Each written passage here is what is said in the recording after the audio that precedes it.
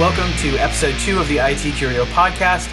I'm your host, Cameron Kennemer, and today I am so very happy to welcome a very special guest. His name is Ahmed Ragab. Ahmed is a seasoned professional in the field of cybersecurity. He's an adjunct professor, and he's building his own course, which we're going to have him talk about a little bit on the program, building a course for folks who want to get jobs in cybersecurity. Ahmed, welcome to the show. Thank you very much, Cameron. I'm really excited to be here. Ahmed, you have had a rich career in cybersecurity. Could you share with me and our listeners how you got started in this field and what is it that sparked your interest in cybersecurity? Oh, thank you, Cameron. I really appreciate the opportunity. Basically, I've been in the industry for more than 30 years, and it really started in 1993 when I was working for the Ubernet Advertising company, and I connected our company to the internet. That's when I configured my first Cisco firewall. It was very exciting. And prior to that, I was just part of information technology, building servers, application servers, file sharing servers. It was all about connectivity. We really didn't care about security at the time till we connected to the internet. That's kind of my start to cybersecurity. Fascinating stuff. I think your journey is really a testament to the dynamic nature of cybersecurity. Things have really changed, and all of these constant changes, I think, is what makes cybersecurity such an exciting field to be in. You've been an adjunct professor for some time now. Talk a little bit about your experience teaching cybersecurity. Basically, for the last 20 years, I've been a trusted advisor to many Fortune 500 organizations, small and medium-sized, also advising them how to secure themselves and protect themselves against the different types of cyber attacks that you see out there today and you hear about in the news. As an example, I deal on a daily basis on advising our clients on how to protect themselves against ransomware attacks, distributed denial of service attacks, force attacks, wireless attacks, to name a few. So many of my students, give me feedback that I bring a lot of real world experience to the classroom and prepare them for what they're going to face when they get out into the workplace. And basically, I've developed this process of, hey, many of my students want to change careers. They give me a thumbs up, and I say, great, let's reverse engineer this. And I can show you in a little bit. I have a job description of an entry level security operations center. And I say, hey, this is a good entry level position. If you look at the job description, it'll say that you need to know something about firewalls, intrusion detection system, intrusion prevention system, data loss prevention, security information event management, and stuff like that. So we look at the job description. I actually show them sample interview questions, and answers to such, entry level cybersecurity position. Then I show them the curriculum and what we're going to talk about. And some of my students think that I live in Beverly Hills and drive a Maserati and I work for Robert Harzvak from the Shark Tank, because we'll start the class by telling them, hey, you've heard about cybersecurity attacks, you've heard about the Colonial Pipe attack, the ransomware attack. When gas prices went up, gas prices in Beverly Hills are $7.99. So they think I live in Beverly Hills. I tell them I was driving my Maserati. I'm kidding. I have a Honda in 2019. I couldn't pay for my coffee because I was a victim of the Capital One 2019 attack where they exfiltrated. They stole my bank routing numbers and other information and transferred money out of my account, And I joke, I interviewed for Sideris, which is Robert Harzvak from the Shark Tank. So I try to bring real life scenarios and examples of the different types of attacks and the different countermeasures and the way to protect yourself and how to apply that to getting it done. Could you tell us a little bit more about your course to help get jobs in cybersecurity? Who would benefit most from this course? When will it be ready if it's not already ready? It's great. I'd love to talk about that. I'm very passionate. And may I start and give you a backdrop, tell you a story about how this whole thing come about. As you know, I've been, teaching and an adjunct cybersecurity professor at San Diego State University, California State Long Beach, and many other universities, and I absolutely love it. You know what I mean? In over the last 3 years, I've taught maybe more than 1,500 students. You know what I mean? And some of them, regrettably, don't have the funding to pay for a formal education or such a program, so that prohibits them from continuing on cybersecurity.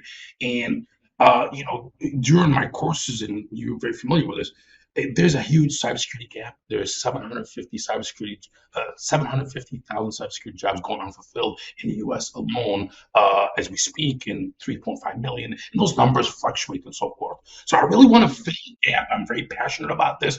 I do, I work on cybersecurity by day and night. And so regrettably, not everybody can afford this. And then there's a lot of free stuff and there's certifications. So it's the wild, wild west. The students, they don't know. They need some guidance. They need somebody to put them in the right direction. I've ad hoc. I've had students call me, email me, and I've had an overwhelming response. My voicemails are full. People are emailing me, ping me on LinkedIn. They want me to help them with the cybersecurity job, whether they want, and I tell them I'm their rich uncle in Beverly Hills who drives a Maserati, and they take me up and they call me and they email me and they say, listen, I don't know what to do. I can't pay for this. Then I say, hey, here's some free training that you can go to. And I give them advice. You can get an AWS cloud practitioner. You can get some easy certifications. Gives me a quick win. You know what I mean? But then some of them leverage me by saying, hey, I did what you told me and I want to show you this. During my class, I actually show them, my LinkedIn profile. One of my previous students that completed my program, got a job, or he used my advice. He took my sample resume, put it on his LinkedIn profile, and now he's got a job interview. I said, send me the job description. Let's take a look at it. And we say, hey, you learned about firewalls, IDSs, ransomware, DDoS, all stuff like that. Here's what you say. And they mess up the first 3 to 4 interviews, but the 5th one, they get an entry level job. And I want to show you in just a minute somebody who's just got an offer for 90,000, listening to what I'm telling them. You know what I mean? So I want to develop a Udemy course, a 2-hour course, followed by a 20-hour course that's going to say, hey, you want to change careers? You want to get into cybersecurity? Is this for you? Watch this 2-hour video. I'm willing to do it for free, or charge $2.99. I want feedback. I'll give you my information. You could participate. I'll give you a free coupon to check it out. I'm working on a 2-hour video that says, hey, there's different types of attacks. There's ransomware, DDoS. Here's the job description. Here's here's the answers to the questions you'll get in the interview. And let me tell you about those particular topics and kind of get you into the entry level position. And I want to share. Tell me when it is a good time. I can share with you, which is a lot more impactful. Some of the people that follow my advice and actually got a job. And I used to work at a warehouse. You know what I mean? It's changing lives. When I started this school, it says, hey, it's about changing lives. I just wanted to get my son through college, but this would end up being fun. And I am helping, and I'm seeing empirical evidence of people getting jobs. Ahmed, it's great to see you're offering resources and making them available for people who are looking to break into the cybersecurity field. What are the most critical skills for someone looking to start a career in cybersecurity in 2023? It's a great question, and I like to answer that by sharing my screen and showing you a job description of an entry level, and it says it right there. It's quite that simple. Yeah, that's cyberseek.org, website, and it shows all of the positions that are available. It says 663,000. That number fluctuates. Total employed cybersecurity. So there's a ton of jobs. What are these jobs? There's different career path. It shows you. So this is a really helpful website if you want to be a security specialist. It shows you what the payout is, and then where do you go from there. You know what I mean? But basically, I want to, reverse engineer this. I have you saying, hey, what skill sets do they need to get into cybersecurity? So if you take a look And this is what I'll cover in my 2-hour video, and this is what I teach my students or anybody that I see. This is an entry level position, and you can Google your own. You can Google junior SOC analyst, security operations center analyst, and they'll say, hey, here's the job requirements. You want to change careers, you want to be a cybersecurity professional. Well, let's take a look at the jobs. Hey, they want you to have basic understanding of cybersecurity. They want you to know something called firewalls, intrusion detector system, intrusion prevention system, security information event management, data loss prevention, defense in depth. Well, these are topics that I discuss in my classes or anybody that I see in, in the 2-hour video that I will do. And they want you to know different various attack methods, and they want you to understand Windows and Linux operating system. So that's kind of an entry level position. And then what I do, because that's in response to you, well, what skill sets they need. Well, hey, here's also, I can have this, make this available, SOC analyst interview questions and answers. So, all right, great. So now what you can do, and it'll be a common theme. As a cybersecurity professional, you need to know, malware, firewalls, white hat, gray hat, and so I want to teach these people the basics. And then what do you do with this information? What's the call to action? Well, I tell my students to update their resume with this new information that they're going to learn, that I'm going to teach them. This is what you can grade this out, and I got one of my previous students' permission to share his resume, but he went to a university cybersecurity professional certification program where I teach, and he put down the skills and certifications like I told him. I teach him, you learn Microsoft, Linux, network certification. These are the things you need to become a cybersecurity professional. And while this guy doesn't have experience, he got experience in a ton of month, program. But I can point you to the other free sources and other sources as well. But basically, you put the experience, and then you get a job. Well, can that really happen? Yes, I'll show you now. Somebody that used my advice. I'm going to pull up my LinkedIn. There was a gentleman, one of my previous students in the past that went through the program. He said, hey, I just wanted to share with you that I recently got hired. Hey, that's good news, and he got a job as an internal IT support. He was in my class, blah, blah, blah. Thank you. And then he says, hey, can I use you for reference? Basically, is what this guy wants. He wants a professional reference. I said, sure. Here's my name and number. I'm happy to do that for you. I'm going to buy him lobster and steak. It's a long story. I'll explain later. And I said, hey, they called me for reference. I gave him a great reference. And he goes, I don't know if this is interested of you. I can send you a copy of my resume for you to show your students the way you showed us the resume when I showed your students, and they can add me on LinkedIn and ask me questions. And that's how he got the job. So absolutely, when we do that, and look, he sends me his resume. Okay, and this is the money shot. Brace yourself for this. Does that look similar to the one I showed you, which I showed him more than a year ago? He just put education. This guy went to a different university instead of Long Beach, it's San Diego, but he said professional projects, and then computer infrastructure, and this is the stuff that he wants. He reverse engineered. He put what's in the job description, and look, he used to work in a warehouse. You know what I mean? So, and I just emailed. This is just an example. I emailed myself. Some people text me. Another guy. I got an offer today for. This is a screenshot from my phone. Yeah, he got a job started in $90K. I'm glad I listened to your advice. So consider me your rich uncle who's going to get you a job. You've done a lot of great work. I think that's what it's going to take is more people like you who are willing to give back and willing to be a mentor to people. And I know you've been a really great mentor to people, and it shows when you get feedback like that. That must be a good feeling for you. It's fun. It's exciting. As you can tell, I'm very passionate about this. I advise my nephews and nieces or anybody to get in this. I have a video of Robert Harjavec saying that this is a great business to be in if you know cybersecurity, you have a guaranteed job or something like that. That's why I went to interview with Sideris, and I said, "Where's Robert?" And he says, "I have a job." You can work remotely, you get more money, it's a career, it's very rewarding. protecting this great country of ours. I tell my students that I'm gonna dress like Uncle Sam, and then say Uncle Sam wants you, to protect this company. They're attacking the perpetrators, the threat actors, or whatever else we're gonna call them on a Wednesday morning, are attacking our critical infrastructure.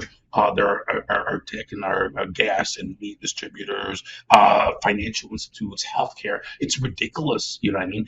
And I teach you in these classes is okay. You want to be a cybersecurity professional? Here's entry-level positions. They want to know firewalls, IDSs, but there's different types of attacks. I teach you how to protect yourself against these types of attacks. Who are these criminals? That they're doing it? Why are they doing it? They're money motivated, and there's an incredible amount of things you can do to protect yourself. Defensive depth countermeasures, tiered approach to protect yourself. We're not. It's not the wild west. And you're not going to eradicate all cyber crime. You're going to just make it harder for them. I'm sorry, but I want the water filtration and gas and nuclear power plants to be protected. I don't want to have to worry about it. So I do have a vested interest. I don't want anybody robbing our banks. You know what I mean? So it is sort of in my best interest to teach you how to do this. To get your foot in the door in this business, as long as you have some basic understanding, is what you're saying. Correct me if I'm wrong. I don't want to sugarcoat it and make it super easy. You're going to have to put some time in. Okay. I think the intent of what I'm trying to do here on this show and in the Udemy classes or whatever, and I'm not trying to sell anything. I want you to determine if this is the best option for you. So hey, we all have our whys, but hey, people are hearing more cyber attacks and news. They're hearing about jobs, look at the high-paying jobs, working remotely, and stuff like that. So I want to say, hey, this is just the beginning. I want to teach you the basic fundamentals. If you're learning a new language or anything new, you have to understand the basic fundamentals, how the internet connects. And I want to show you some videos, show you some presentation of my take from a cybersecurity perspective, the basics that you need to know. So if you're curious, you can get yourself an entry level. You don't need to know everything, but they will train you to learn. Based on what you've been telling me, how you've described this course that you're going to develop, it's a way for people not only to learn about cybersecurity, but to really find out if it's something that's for them or not. Yeah. I mean, I'd love to tell you this is fun and great and fantastic and it's for everybody. It's not for everybody. I certainly like it. There's other people like it. I'm trying to show you empirical evidence so you can make the prudent decision for yourself. There's a lot of people curious, and I am very passionate and I will tell anybody that, yeah, you can do it. I showed you somebody that worked in a warehouse that now he's going to be working in the cybersecurity, which, it's rewarding. I showed you somebody that's making 90,000. That changes lives. He was making minimum wage to making 90,000. You're gonna like the way you look in $1,000 suit. Is my joke. It's like the Men's Warehouse guarantee. If you're looking to work remotely, be in a demanding position, really serving your country and your companies and striving in it. Here's the things that you need to know. You need to know firewall, intrusion detection system, intrusion prevention. You need to how to protect companies against ransomware details. That's not all the categories. How do I inject you into the system and fill those 750,000 jobs? I'm going to give you enough to spell cybersecurity. You know what these basic fundamentals are. Now, actually, can I jump into it? Can I share my screen now in for them to get to determine if this is the right thing for them? Here's what you really need to know. These are essentials. No thrills, no frills, bare minimum. Forgive the presentation. I did this one time, when I was in Vegas to do a test review. But any company you go work for, is going to have this kind of a setup, and it's called the local area network. Basically, I'm showing you the basic components. Any company you go work for, let's say they have it's a financial institute with 1,000 employees. They have 1,000 laptops. They're running Windows 10 and Windows 11. They have web servers, email servers, application servers. Well, so what? Well, they're connected to these things, switches, then it connects to the internet. So what? Well, in the 80s, in the 90s, I was connecting all these. It's all about the connectivity. So they can drink coffee, answer emails, and check websites, email, share applications, share files, and so forth like that. It was all about connectivity till we connected that first firewall in 1993. Then now there's external threats, and so we didn't care, about security at the end. At least I didn't, and many of my peers didn't. That's why we're in the mess we're in. Because people say, well, why is so many attacks? It was about giving you connectivity to the web servers. You can do the job. So the firewall, it just denies. So you need to understand that hackers are out to wreak havoc and extort your company for money. 86% of cyber attacks are money related. They want to steal your crown jewel, your company's personal identification information, so they can, extort you for money. So you need to understand the vocabulary and the terms and the nature of the exploitation. But basically, there's vulnerabilities, security flaws in the hardware, software, and you need to lock that down. And these are the nasty things these hackers can do.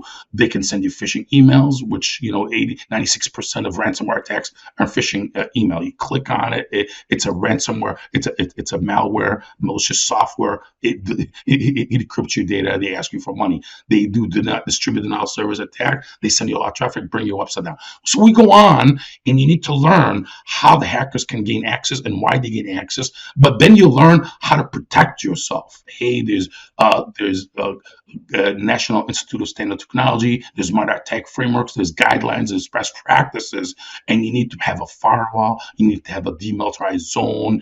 You need to use data loss prevention software that can lock the USB ports on your machine so nobody would steal your sensitive data. It will harden the operating system. This is all great information, and I really appreciate you sharing. It's going to be great information for our listeners and for anybody out there who's interested in learning about cybersecurity. Let me ask you another question. As an educator, how do you keep up with all the changes in information technology, cybersecurity? Will you update your courses as time goes on and things change? That is a great question. I mean, unequivocally, me and my co-instructors, I tell my students that, hey, I can sit here and tell you about all the security flaws and the vulnerabilities in the hardware and the software, and how to protect yourself, download the latest great security patches, put in firewalls, IDSs, IPSs, and all these other fancy acronyms that you should know what it stands for.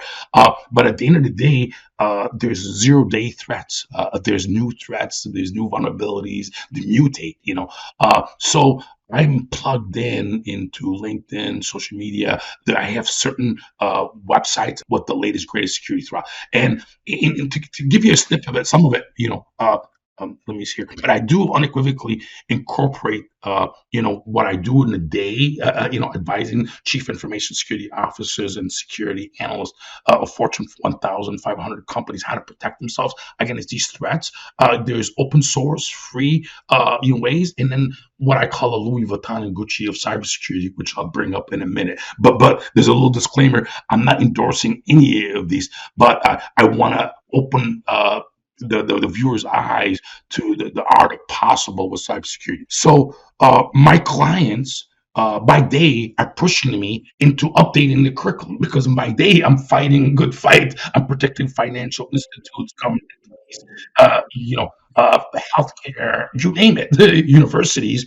And they're concerned about DDoS, ransomware, brute force, and these other things. So I'll show you something here. There's a website that everybody should be aware of. It's called cvedetails.com, common vulnerabilities and exposures. What in the world is this? I told you in that diagram that there is security flaws, vulnerabilities in the hardware, software, and in the operating system. And well, where do you find these? This is an example website, and there's another website you can list by vendors. And hey, look, there's Microsoft, there's Oracle. Hey, I use Microsoft, don't you? There's 9,000 vulnerabilities. What are these vulnerabilities? There's security flaws that allow the hackers, perpetrators, to breach your confidentiality, integrity, and availability. Well, here's an example of that. It's got a high score. It's red.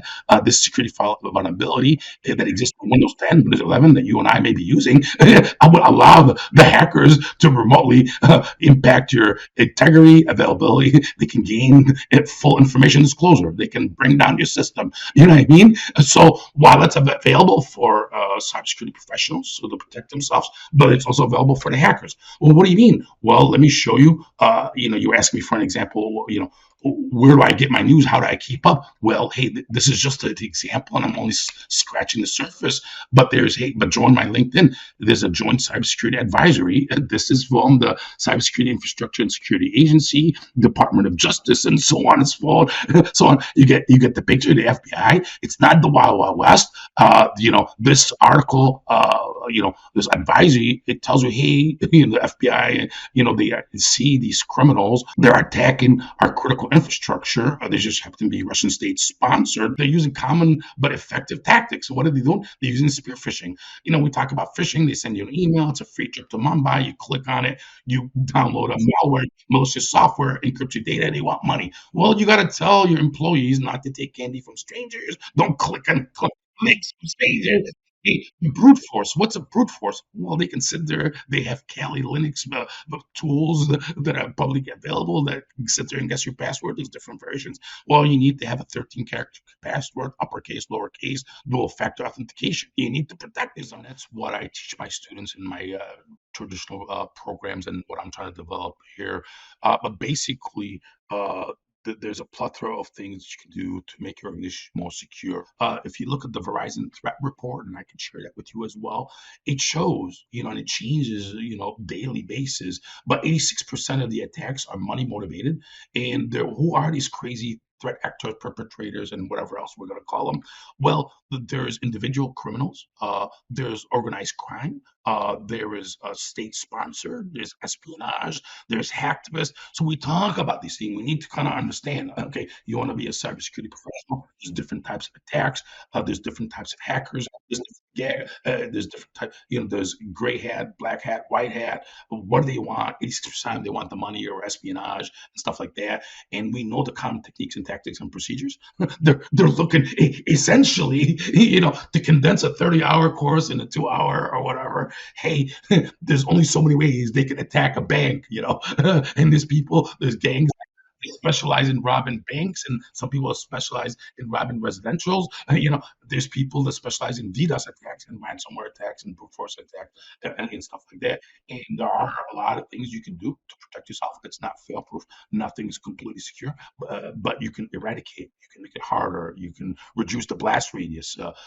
Your job, your mission, should you choose to accept it, is to protect your CEO from apologizing profusely about losing the PII, the personal identification information, your customers' credit card numbers, social security numbers, and so on and so forth. That will negatively impact your organization in a profound way. You need to protect yourself.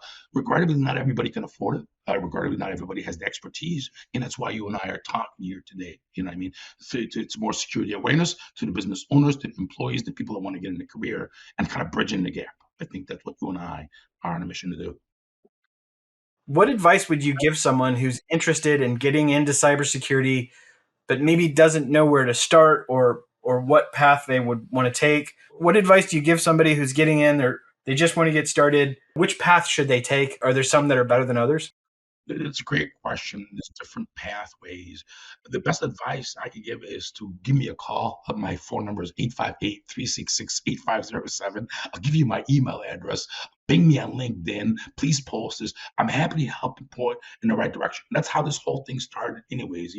I met with 1,500 students in the last 3 years. Some of them were able to afford and go on to the program. Some of them didn't. I'm seeing evidence of people getting jobs and stuff like that. Following the advice that I'm giving them, I'm going to create a video because instead of me calling people, call me, email me ad hoc, I'm unable to respond to all of them. That's why I'm going to create this 2-hour video. Somebody calls me, emails me, it's going to be in this 2-hour video that I'm going to do condense in this podcast here. You know what I mean?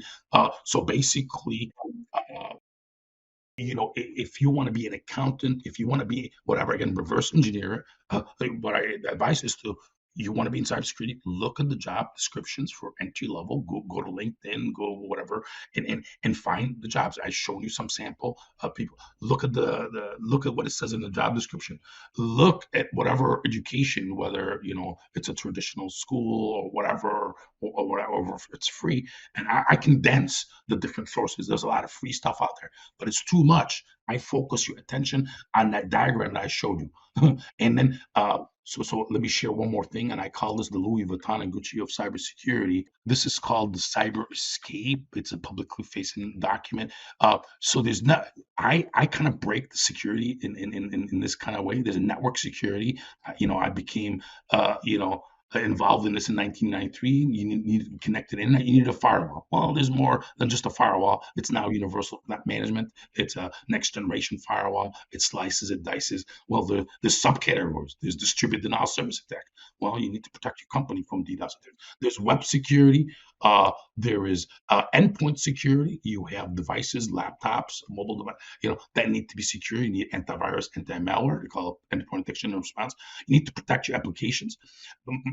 You ask me, do things by day impact my curriculum? Hey, I didn't have to deal with mobile security before. People are getting large Fortune 1000 companies are getting their employees are getting texts with malicious links, and they can take over their mobile device. Well, there's ways to protect yourself. There. Internet of Things. Anytime you scroll a light bulb, or you have. There was one time one of my security partners are telling me that they discovered a device on the network and they couldn't tell what it is. It was the Chief Information Security Officer's Peloton. I didn't know what a Peloton is. I thought it was an electric bike. Apparently, the CIO has got a Peloton bike that's connected on the corporate network, and somebody can hack into the Peloton and get onto the corporate network. It's Internet of Things. You know what I mean? These companies, they can go work for these companies. This is what I call the Louis Vuitton and Gucci of cybersecurity. I don't endorse any of these products, or a favorite. But if you're gonna go work, this is bringing the real world reality. If you're gonna go to work for a Fortune 500 company, they're gonna have one of these network firewalls. They're gonna have one of these DOS protection. They're gonna have one of these web security companies, and the list is growing. I saw a list that says, "Hey, security crime continues," even though there's thousands of security solutions out there. It's not about just the tools; it's about the people, processes, how to use these. When I configured my first firewall, I didn't know how to configure it. Barely, yeah, you need somebody that can help you. Say, hey, here's the tools you need. And you know what I mean? So, trying to give you a glimpse of what you're going to see in the world, tailor what you're going to learn based on this. Future 2-hour courses, call me, email me. I guide you and point in the right direction. There's so many ways to go out there. Yeah, Definitely. There's a lot of different ways to go. And there's a lot of success stories. I've been fortunate to witness many success stories from individuals who've completed cybersecurity training programs. I've seen a lot of people who've come from non-technical backgrounds, but they had a strong passion for cybersecurity. One of the things I always used to tell the students is you guys that are teaching this are the unsung heroes, because with all the people you've trained through your career, if you were to add up all the cyber threats that those students were able to stop because of your training, I wish I could calculate the amount of money that you have saved businesses, Ahmed, because the average cost of a cyber threat to a business is $3 million or something like that. It's some crazy amount. And if you think about all the students that you've produced over the years and all of the cyber attacks that they've thwarted, if it wasn't for those students that you trained, I'll bet you've saved companies $1 billion. you're very kind. I'd love to take credit. I hope so. What's funny is, the program I teach is a 10-month program at a variety of universities, and they end up, I have a co-instructor, and so they end up with 20 instructors, but I take full credit. But hey, speaking of which, and please grade this out, because this is people calling me, ping me on LinkedIn. She was offered a job as a NOC, Network Operations Center. Any advice? I mean, this guy's working in the field. I found a job. I sent it to him. Please grade all this out. He's like, hey, do you know any good cloud security engineers? And I'm like, how much does it pay? He says $240. I said, call me now. He didn't call me. I don't know what's going on. This guy, he got some certification. I asked him, how did you pass the test? Let me see. These guys the jobs and these are like 3 to 6 year jobs. You're not going to get this out of the gate. You should be proud of yourself because you've done a lot of good. This is some of the feedback that I get from my students. Let me see. Instructor was great, very helpful. I enjoyed the class. I would enjoy more in the class if everyone to do together better understand. So I'm looking forward to learning. Literally perfect, the amount of support resource. Honestly, I learned a lot. I feel confident, full of information, which is helpful. I'm really excited to begin the path of a new fulfilling career. Happy, There's a ton more. Instructor was great, very helpful. The feedback has been overwhelming. I can't even keep track of it. That's great feedback. Looking ahead, Ahmed, looking into the future of cybersecurity, what do you think the biggest challenges and opportunities are going to be? Oh yeah, as I mentioned, uh, things have quite changed quite a bit since 1993, since I connected my first firewall. And to take you to the journey and the story, the cybersecurity, instead of just a firewall, we used to go around telling people you need a firewall and you need antivirus and you're good to go. And look at us now. You know what I mean? That's why we're in the mess we're in. You talk to a business owner, say, hey, talk to me about cybersecurity. He's like, I have a firewall, I have antivirus, I'm good. Don't make me bring out that diagram again and bring out the Louis Vuitton and Gucci. You need defense in depth, volunteer approach. You can download all the racist patches on your hardware or software. You need defensive depth. You need firewall. You need intrusion detection system, intrusion prevention system. You need web security. You need DDoS mitigation. You saw the Louis Vuitton and Gucci. There's open source. You need to do a plethora of things. A lot of my clients, some of my clients have 60 different tools. You really need to have a security operations center, a security information event management SIM tool to collect all the logs and alerts from all these 60 tools and prioritize, use artificial intelligence and machine learning and look at abnormalities and things like that and try to create some kind of context and be able to detect, block, eradicate, and countermeasure these different types of threats that are coming from different directions. And you know what I mean? So, and so that's great. And then you need to take a step. You need to automate it. You know what I mean? So this is, kind of adding more to the real world. Okay, this is not just certification, not a big worm, whatever. It's your rich uncle telling you exactly what you need to do and what you need to learn from a real world practical scenarios and be able to communicate that. So the different type, I'm being asked to secure things that I didn't secure before. It wasn't my job. You know what I mean? I didn't even secure my own servers. You know what I mean? Secure them from all I had to worry is about the guy from the sales doesn't get into the finance department, internally. But once you open up the firewall, once you open up the connected internet, once you have wireless access point, once you got people working from home, you got people with mobile devices, you're getting text. How do you protect, your 1,000 employees that are getting text, smishing, SMS text phishing, and they click on it? That wasn't something that you had to protect in corporate America. Now I'm having to protect the phones. What am I going to do? I'm going to go to Macy's and buy the Louis Vuitton and Gucci of cybersecurity. I need to protect from DDoS. I'm a financial institution afraid to get DDoS. Hey, there's, call your internet service provider. There's DDoS mitigation devices. Oh, you need to protect, I got a ransomware, 90% is phishing emails. They click on it. Well, get email security. It'll detect them, block, these malicious attachments. Will it catch all? No, you need antivirus, anti-malware. It's called endpoint detection response. That goes beyond it. You know what I mean? You need identity. There's so many things, and we're not going to catch it all here, but I point anybody that I see in the right direction. So things to look out for: Internet of Things, operation technology that's becoming popular in mobile security. People are starting now to be more careful with their application server, application security. There's a lot of government regulations that says, hey, if you're a financial institute or a healthcare provider, you have to have these security measures. There's like 500 security measures that you have to take care of. You know what I mean? And they all pretty much say the same thing. Antivirus, anti-malware, endpoint detection response, defense in depth. You need, SIM. You need identity access management. You need multi-factor authentication. On and on and on, based on the FBI, CISA, and all these guys. They've seen the different types of attacks. We're tracking, we're logging, we know the common techniques and tactics and procedures. You need to be up in the clear these days. So those are things. It's kind of constantly evolve. There's a lot of things to look forward to secure, but zero-day threats is our biggest fear. A lot of these security tools, they rely on signatures and, and they say, hey, you send me an email, it's got an attachment, I have a signature, I have a database that looks malicious, I'll block it. Well, they mutate it, they change it, and it gets past the antivirus, anti-malware, endpoint detection response. They shut off your endpoint detection and response. A lot of things that I'm telling my students to secure their company 2 years ago are, I was telling a student to use the triple DAS decryption encryption standards, 256-bit, and it's never been broken into 2 years ago. And a student stopped me and says, "Oh, there's an FBI warning." You know what I mean? This video is already obsolete. No, join me in my LinkedIn, join these podcasts.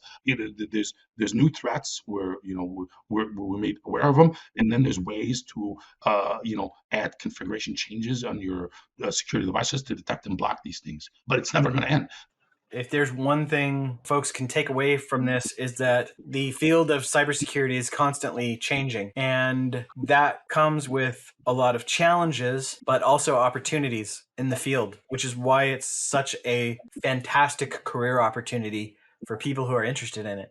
And companies are going to be on the lookout for folks who have the skills in these advanced technologies, machine learning and AI powered threat detection and response systems. And people who are knowledgeable about those things are going to be in very high demand, and they're going to get paid very well. Because of the threats that companies are facing, these employees are going to be very, very key to the success of any business. I was really excited to have you in here as a guest, Ahmed. I think we're both doing a very similar thing, two sides of the same coin. I recognize in the last 3 years, a lot of these people would benefit from a 2-hour video because I tell them the same thing over and over again. And you've seen bits and pieces in it. I said, hey, you want to get in cybersecurity? There's a lot of jobs. I'm your rich uncle. Look, here's the job description. Here's the answers to the job description. Change your resume, update it. People will call you, call me. We'll talk about the job description. We'll develop custom tailored, free resources, and what to focus on. I'm not going to teach you everything. Hey, the most relevant. And, you don't have any experience. You want to get in cybersecurity. I'm showing you, rich uncle, come here, son. Here's how to do it. This is what they're asking. If you put that in your resume, they'll call you. You mess up the first few interviews. You actually learn the stuff. You reverse engineer it. Now it's fun when you're learning. It's going to make you money. You get to see if this is for you or not. Or somebody would say, I don't like this. You know what I mean? And there's different types of jobs. There's a SOC analyst. If you just want to sit there and watch blinkly lights from the security information event management software and escalate it to the upper management, or you could be a junior pen tester where you can do hacking. Why would somebody pay you to do that? Hey, everybody's going to swear up and down that they have all the security measures and they think they're good. So as an ethical hacker, a part of the red team, you can come in and try to brute force, try to crack the Wi-Fi, try to do a ransomware attack without anything malicious, and say, hey, look, take screenshots. Look at this. I hacked in this password. You did good here, to come out with a good security posture, point out the weaknesses and the flaws and things like that. And people like financial institutes and healthcare, as an example, they're heavily regulated and they have to do this on a quarterly basis. They're not going to just take your word for it. And if you don't meet these BCI compliance for the credit card industry or HIPAA for the healthcare, there's hefty fines. And forget about the fines. Your CEO in the healthcare or financial institute is going to be apologizing profusely on CNN with the director of FBI about paying $4 million of ransomware, and they lost your credit card bank information, and they're going to sue you. So they're either going to pay you $100,000 or so and buy some tools and protect themselves, or pay the ransomware or pay the fine. Somebody's going to pay, and regrettably, some businesses may not be able to afford it. You really need to focus on cost-effective solutions and people and process. Maybe sometimes you need somebody that you can't afford to hire 2 or 3 guys 24 hours, 24/7. You hire somebody that comes in and do penetration testing and takes a look at the security question. Maybe you're good, maybe you're not. I don't know. You know what I mean? Have somebody, look to see if they can hack it, and then point out. And then the solution got to be cost effective. You can't be, I saw an article that companies spent 10% of their revenue on on IT information technology. They're buying laptops, desktops. You need it to run the business. And cybersecurity is 10% of the IT budget. So you backtrack that. If you're a $10 million company, you're spending, I don't know, $1 million on IT and $100,000 on cybersecurity. What happens what's the risk to the organization? If you get hit by ransomware and steal all your clients, companies will run out of business. So it's it's a constant battle. Can you afford cybersecurity? Can you afford not to have it? So regrettably, I'm seeing larger organizations that can afford it, will do as much as they can. But then on the flip side, there's some of them, the Fortune 500, that got too many tools and they're not using it to its fullest potential. It's not fully mature. You know what I mean? They slap that firewall. They're not experts. I'm an IT guy. You tell me new tool, I'm reading the manual, configuring it, it works. You leave it. You really need expertise. It's not just about the tools. Ahmed, it's been really great having you here. Thank you so much for coming today. I really appreciate you coming on the show. I think everybody learned a lot. Thank you for sharing your expertise. Folks, if you are interested in learning from Professor Ahmed Ragab, he is going to be developing a course where he can show you how to get your foot in the door of this field. You can either reach out to him on social media, his LinkedIn profile. You can send an email to the show here at ITcurio.com.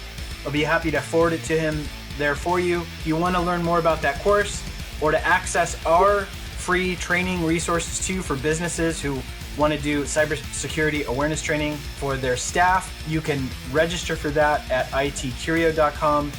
There should be links in the description of this show. We're always here to support you on your cybersecurity journey. Until next time, folks, thank you so much. We'll see you later. Bye-bye.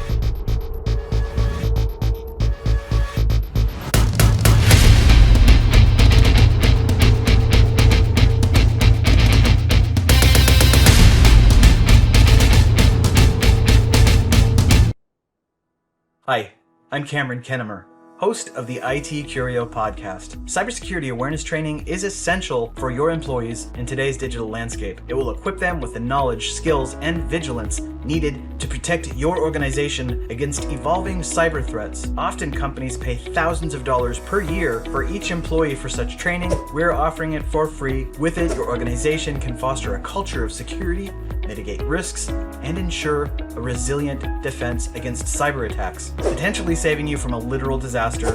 Register your team for our free live cybersecurity awareness training. It's hosted by our Chief Technology Officer, DJ Foreman, who is extremely entertaining. He does magic tricks. He'll keep your employees engaged. I promise you'll be very happy you did this. You have nothing to lose. You have everything to gain. Click the button to register your employees today. We'll see you there. Bye-bye.